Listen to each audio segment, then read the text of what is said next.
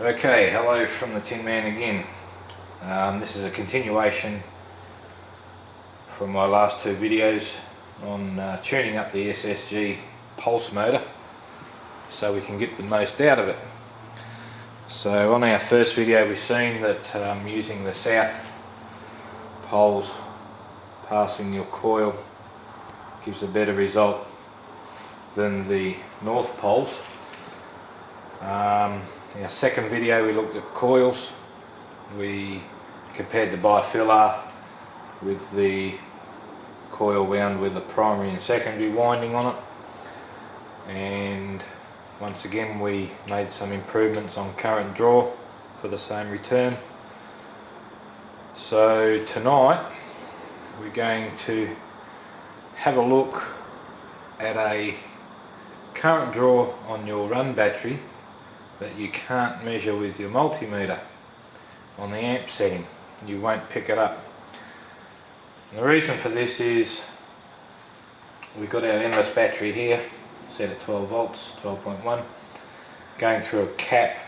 This does have caps in it, but they're only very small, so to save frying the circuitry in my transformer, I've put a large cap in parallel with the transformer, and we're going to be drawing from that cap to the pulse motor, and the transformer of course keep the voltage up in the cap.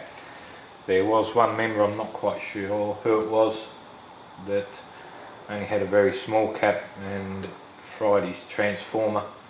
His 12 volt transformer is now giving out 21 volts. So if you're going to use a transformer, make sure you put a big cap in there, or another way to do it is a good heavy diode in the positive side of your transformer. You'll only drop about 0.4, 0.5 volts after the diode, so nothing to worry about.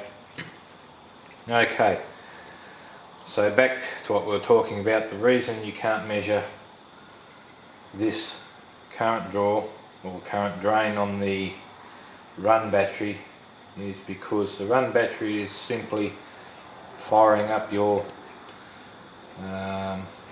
in this case our secondary coil.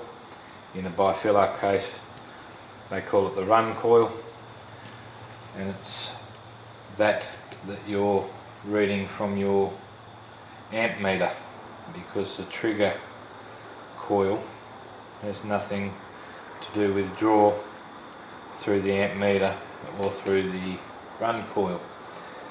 However, it is adding to the death of your run battery, and it's doing it like this. As I made a short video before of this, when your rotor comes up with your north out, in this case standard SSG, I'm using the DAF man's diagram. Now please understand this isn't his circuit, so we're in no way having a go at the DAF man. I'm simply using his circuit diagram because it would have to be the best I've seen on the net so far. Nothing could be explained more clearer than what he's done there.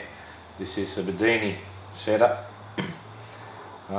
So anyway, as your rotor approaches the coil, in the trigger windings it's sending a positive charge up through here. You would have seen a couple of videos on YouTube showing you what's happening. So the magnet approaches the coil, and the videos are saying that the charge goes up here, through there, and back through the resistor. Now I'm in disagreement with that. I believe the charge is going up here and straight into the negative side of the run battery. Now that charge is a charge that you can't measure, or is not being measured with your amp meter, but I'm going to show you how we're going to measure that charge that's going into the negative side of our primary run battery. So the first thing we're going to do, and I've already done it here, is with your trigger coil we're going to put a diode on each side, a blocking diode in that direction. Start of your trigger end of your trigger. There I use 1N4004s, and then this, as per normal, will go to your pot as it does there. However, we're going to take this wire off here, which is this one, and we're going to put it up there. So this wire that comes off here will now goes to the negative side of your battery, and then it also goes to the emitter on your transistor, and it also goes through the 1N4001. So there have been some guys that have tried this and the circuit started self-oscillating. Now mine didn't do it at the start. I actually had to keep moving the coil away from the rotor, and I finally managed to get it to self-oscillate. So we had to fix that problem. Now the way you fix this,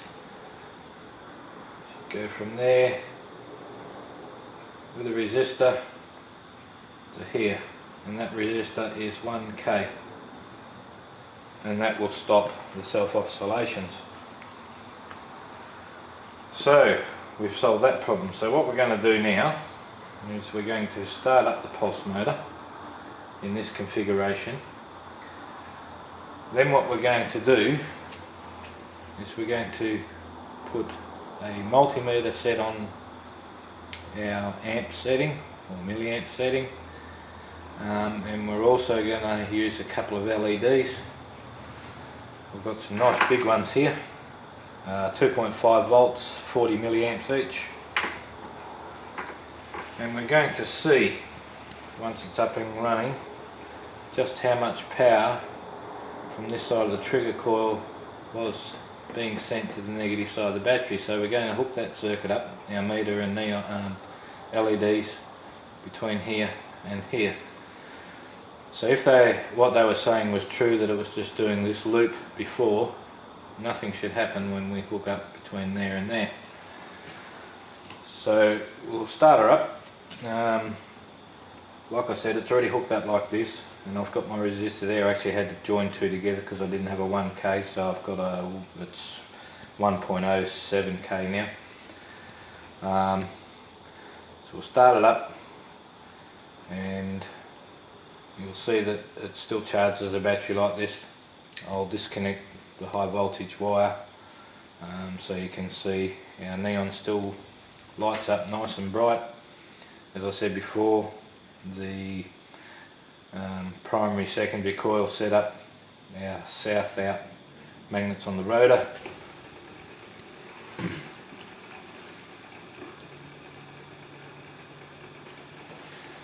So we'll get that up and going.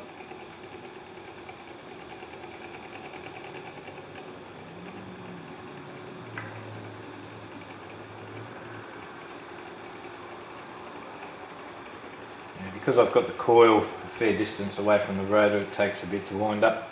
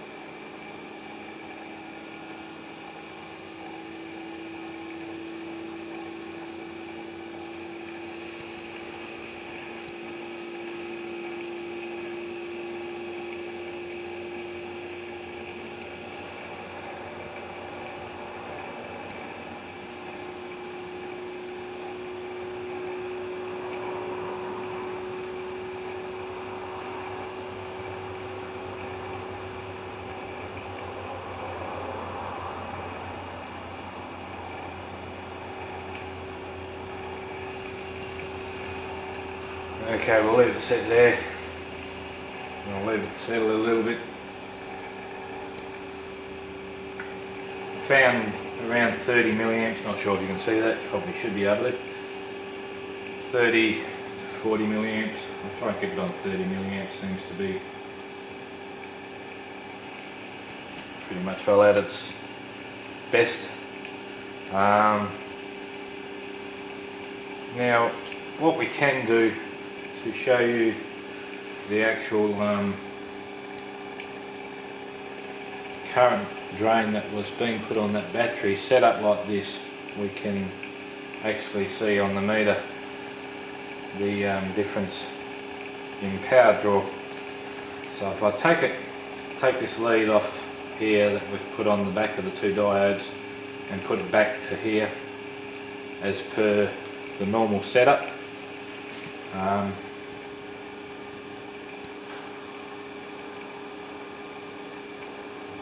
that down a little bit. As per the normal setup, we can see the difference in amp draw. So the speed hasn't died, but our amps have gone up. So that's the standard setup, what you're seeing there now.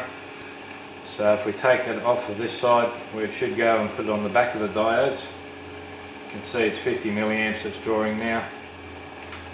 Put on the back of the diodes, it's now drawing 40 milliamps. So we've dropped 10 milliamps simply by doing that. So that would give us a good indication of the power being lost between there and there. Set up like this, like I said, as you'll be able to see, still very bright on the neon, so nothing's changed there by doing that. So what we'll do now, got our amp meter here, I'm going to do what we said, put our meter and LEDs between here and here and just see how much power was being, you could say once it's hooked up like this, shorted back into the negative side of the run battery. So we've got our two neons. So what I'm going to do now is I've got one side, two LEDs. Negative is our green, which goes to the negative side of the battery. The positive side is going to go through the meter, and we're going to put it on the start of the trigger windings, which is here, that we're no longer using. So there you go, we've got 54 milliamps, 53 milliamps, two very, very bright LEDs. So that shows you the power that was being pushed back into the negative side of your run battery, and that is a power drain that you cannot read with a multimeter hooked up between your battery and the motor. So we've just got rid of that. So that's like I said, they're 2.5 volt LEDs, rated 35 to 40 milliamps each, I believe, and so it's drawing 50 milliamps, 49 to 50 milliamps at 2.5 volts, was going straight into your run battery. So if we calculate that back, 12 volts at the 10 milliamps that we've dropped here, very close to exactly the same. So that's two ways you can find out just how much of that hidden power was getting sent back to your run battery. So doing this, we are now drawing even less off of our run battery, which is another saving, another tune-up you can do on the SSG. Now,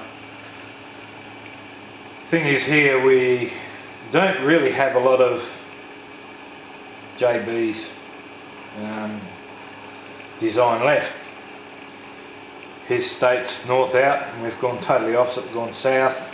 His state's for a bifilar coil. We've gone a coil with a primary and a secondary winding.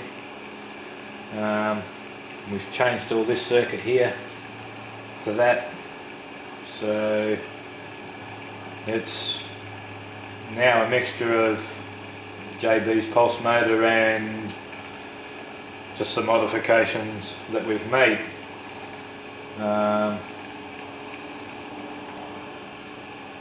But as far as performance goes now, at that speed, that's doing a fair rate of knots, and at the moment it's only running on 20 milliamps, and even at that you're getting a very high voltage return back to the battery, which is what we're looking for. Everyone you talk to is certain that we need that high voltage pulse going into the battery, which you can clearly see we're getting there.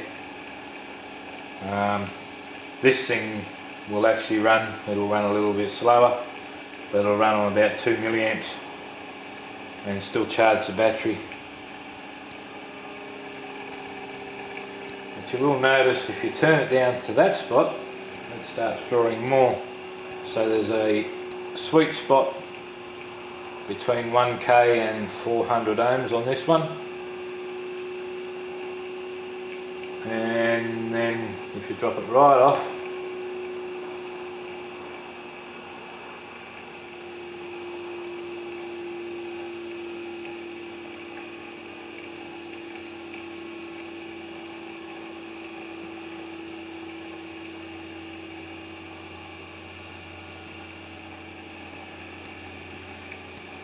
we're on about 10 milliamps at the moment,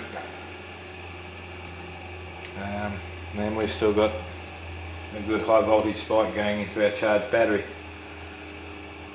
So this setup here is running very sweet at the moment. Like I said, for those guys that have tried it, that are getting that self-oscillating problem, put the 1k resistor across that diode on the end of your trigger winding, and the self-oscillating problem will disappear. So that's another saving we've made with the pulse motor. I am looking into another saving that could be made on it, and that's in regards to the way the trigger is fired and how hard it is fired, and for what duration of time it is fired for. So messing around with different capacitors, we can adjust how long this trigger is on and off for, and at what strength it comes on. Normally set up, it will start to generate a current, switch the transistor on for maybe 2 or 3 degrees of a rotation. If we put a capacitor in there, now that we have this, we can do that between here and here. We can make it a very short, very hard, quick pulse on the transistor, which I believe will give us better results as well, but I've got to do a bit of further testing on that. As soon as it's done, I'll certainly post a video with the results. Until next one, cheers guys.